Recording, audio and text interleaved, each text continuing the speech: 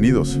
Hoy nos metemos de lleno en una historia paraguaya, ¿no? Una de esas leyendas que se te quedan. La de la chiperita de Areguá. Menuda historia. Sí. Tenemos aquí un artículo, la verdad es que muy interesante, que recoge, pues, testimonios, distintas versiones sobre ella. Una figura entre trágica y terrorífica. Sí, sí. Areguá, una ciudad preciosa, junto al lago Ipacaraí, allí en Paraguay. Hay que ponerse en situación, ¿sabes? Imaginar esas noches de lluvia fuerte, de tormenta. El ambiente cargado. Eso es. Porque dicen que es justo ahí, en ese momento, cuando aparece. Una figura vestida de blanco que sale del lago y empieza a caminar. Uf. Vale, pues, vamos a meternos con esta historia, a ver qué sacamos en claro. Es un buen punto de partida, sí. Y fíjate, antes de entrar a fondo en esta leyenda, es interesante pararse un segundo en cómo funcionan estas historias locales, ¿no? Ajá. Se transmiten así, de boca en boca. Claro. De padres a hijos, entre vecinos. Y claro, en ese viaje, pues los hechos, si es que hubo un hecho real al principio, se van como diluyendo. Claro. Se mezclan con la fantasía, con los miedos de la gente. Claro, se van adornando. Exacto. Y acaban siendo pues un reflejo de la cultura del sitio, como un espejo del alma colectiva, digamos. Sí, totalmente. Y con la chiperita, la descripción de cómo aparece, parece bastante fija, ¿no? Entre los que cuentan la historia. Sí, eso parece. Siempre se habla de eso. Figura femenina, de blanco, un blanco casi irreal. Y lo curioso es de dónde sale. No es de cualquier sitio. Es específicamente de la zona del lago Ipacaraí, del agua. Del agua. Y el cuándo también muy concreto. Días de lluvia o cuando amenaza tormenta fuerte. Y siempre de noche, al caer la noche. Ojo, que no es una aparición que se queda quieta. Se mueve. Tiene un recorrido. Eso es fundamental. El recorrido, los testimonios que recoge el artículo lo describen bien. Primero, como que deambula cerca de la orilla. Ajá. Y luego empieza a subir. Tira por la doble avenida principal de Areguá, que tiene una cuesta importante, hasta arriba, hasta la iglesia de la Candelaria. Que está en lo alto. Exacto, en una loma. Y una vez allí, es como si hiciera algo, un ritual o no se sabe, pero da la vuelta y vuelve a bajar por donde subió, hacia el lago otra vez. Y desaparece. En el agua o entre la niebla, la lluvia. Ese camino hacia la iglesia da que pensar, ¿eh? Sí. Que busca ahí paz, o es, no sé, un desafío. La leyenda no lo aclara, pero el detalle está ahí. Sí, es muy gráfico. Y hablando de cosas que no están claras, el origen. Sí. ¿Cuándo empezó todo esto? Porque ahí sí que la cosa se pone más borrosa, ¿verdad? Sí. Y eso es típico de las leyendas antiguas.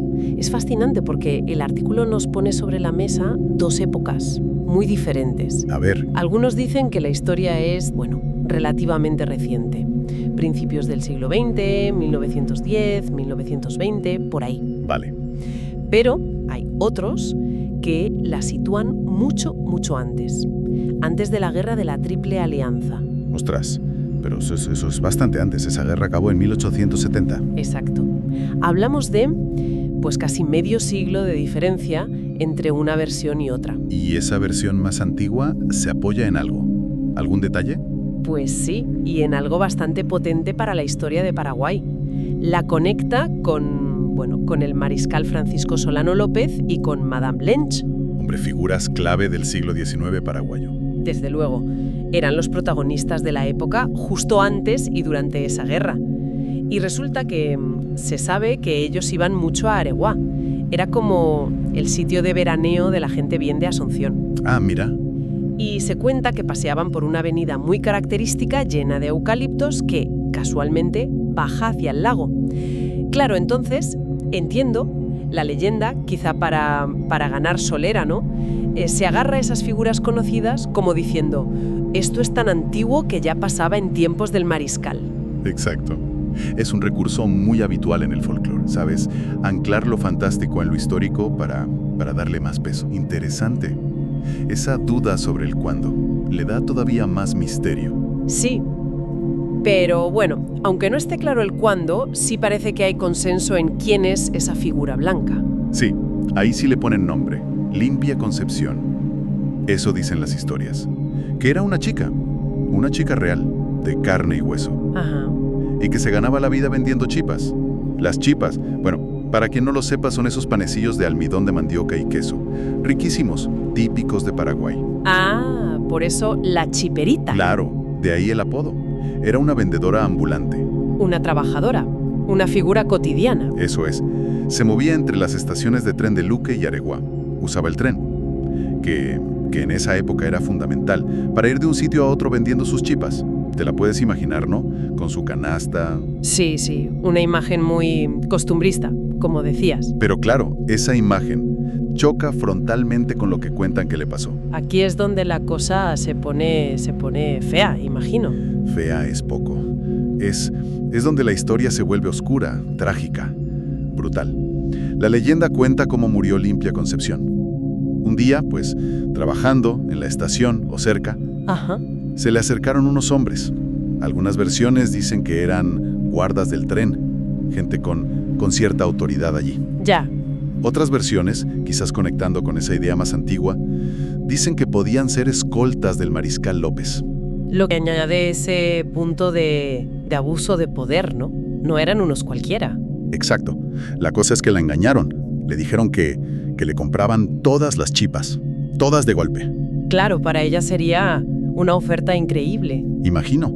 Difícil decir que no. Y con esa excusa, pues, la apartaron de la gente. La llevaron a un sitio más solo, a la orilla del lago Ipacaray. ¿Y allí? La promesa se convirtió en otra cosa. Sí. Lo que cuenta la gente, lo que se ha transmitido, es terrible. Dicen que allí, junto al lago, la violaron.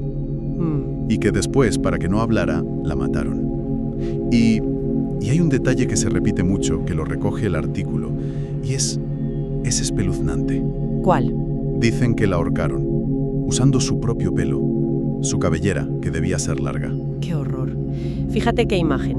Usar algo tan suyo, tan femenino como arma contra ella. Es de una crueldad simbólica muy fuerte. Tremendo.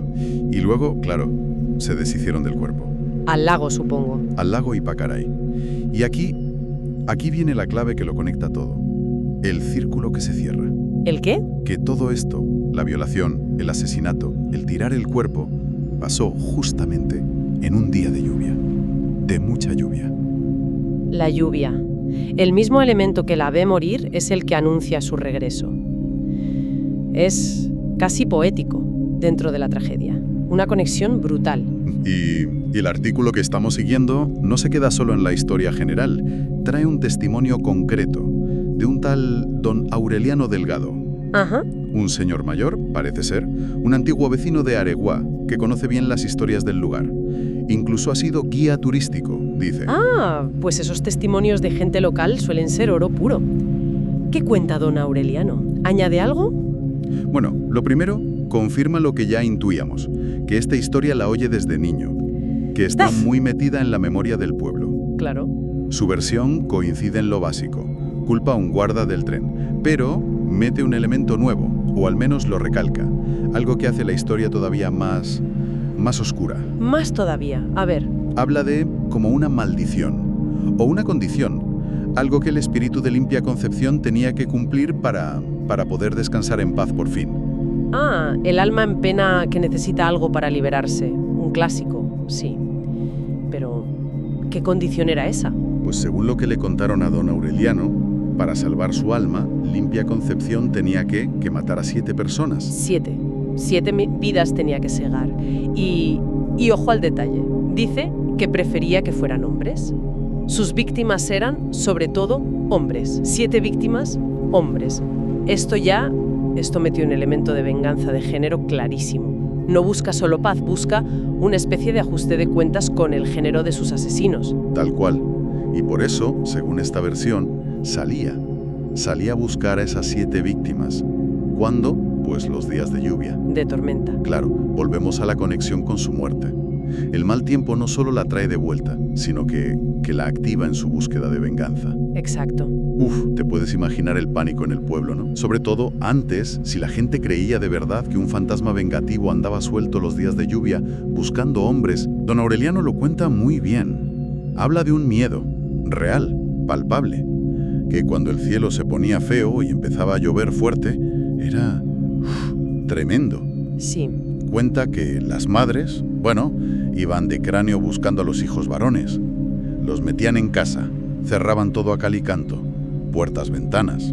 El miedo a que se encontraran con la chiperita era muy real. Fíjate, la leyenda deja de ser solo un cuento y afecta a la vida diaria.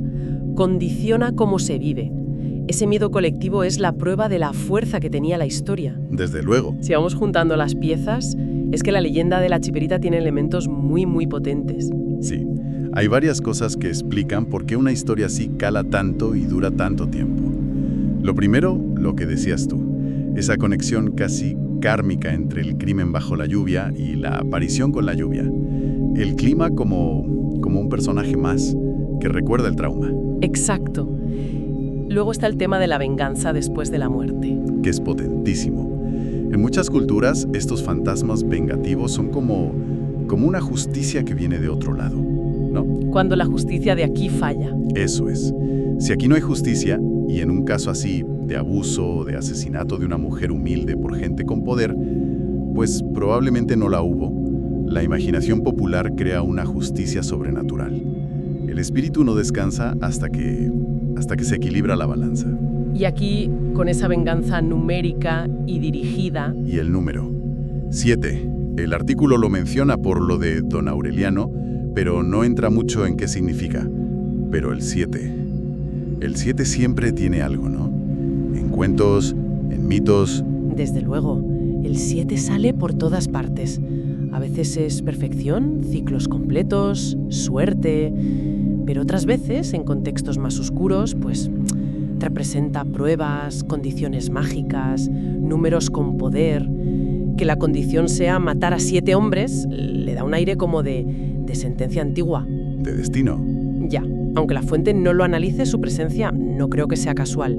Le da peso. Entonces, a ver, si ponemos todo junto. La aparición ligada al clima y al lago. La víctima con nombre, con historia. El crimen que es brutal, con detalles como lo del pelo. Y esa misión de venganza, con el número 7. El cuadro es muy completo. Muy potente. Y nos ayuda a entender por qué no es solo un cuento para dar miedo. Parece que canaliza miedos muy profundos de la gente, ¿no? ¿Cómo cuáles? Pues el miedo a la violencia. Sobre todo la violencia contra las mujeres. Y más si viene de alguien con poder, como guardas o escoltas. El miedo a lo desconocido que puede surgir de la naturaleza del lago. El miedo a la impunidad, a que las injusticias gordas se queden sin respuesta. La leyenda como que recoge todo eso y le da forma de historia. Entonces, ¿qué nos queda de todo esto? ¿Cuál es el pozo de una historia como la de Limpia Concepción? Hemos visto los ingredientes, el fantasma, la chiperita, el crimen, la venganza. ¿Por qué sigue viva hoy en Aregua? Pues mira, más allá del susto o del interés turístico que pueda tener ahora, yo creo que estas leyendas cumplen funciones importantes. Son como la memoria colectiva del lugar, aunque sea una memoria, un poco deformada por el tiempo y la fantasía. Un espejo, decías antes. Eso, un espejo de miedos sociales que a lo mejor siguen ahí. La inseguridad, la violencia de género, el abuso, la necesidad de justicia. Y a veces son también como avisos, cuentos con moraleja oscura sobre los peligros del mundo. Y supongo que la fuerza de esos detalles tan específicos que decías es clave para que no se olvide. Lo del pelo usado para ahorcarla, es que es una imagen que se te graba a fuego. Sin duda. Esos detalles tan concretos, tan viscerales, son el ancla. Enganchan la historia en la cabeza de la gente y hacen que se siga contando. Son el gancho perfecto. Le dan como una textura de verdad, aunque la historia sea fantástica. Todo esto, al final, nos deja una pregunta en el aire, ¿no? Para quien nos escucha. ¿Qué papel juegan hoy estas historias tan antiguas? ¿Son solo folclore? ¿Ecos de un pasado supersticioso? ¿O todavía resuenan con las preocupaciones de ahora? ¿Siguen diciendo algo? Eso. Siguen siendo a su manera, un comentario sobre la justicia, la memoria, lo frágil que es todo. Es una buena reflexión final, sí. La leyenda de la chiperita de Aregua, con esa mezcla tan tan densa de tragedia, misterio y terror nos recuerda el poder que tienen las historias populares. Un poder enorme y duradero. Sí, nos atrapan, nos hacen sentir miedo, empatía, y transmiten significados profundos sobre nosotros, sobre la sociedad, incluso cuando no sabemos muy bien dónde empezaron, como esa figura blanca que, según dicen, todavía sale del lago Ipacaraí, en las noches de tormenta. Una historia fascinante, la verdad. Una muestra de cómo el folclore da forma a un lugar y mantiene vivas las sombras del pasado. Y quizás sus advertencias. Un placer como siempre explorar estas historias contigo.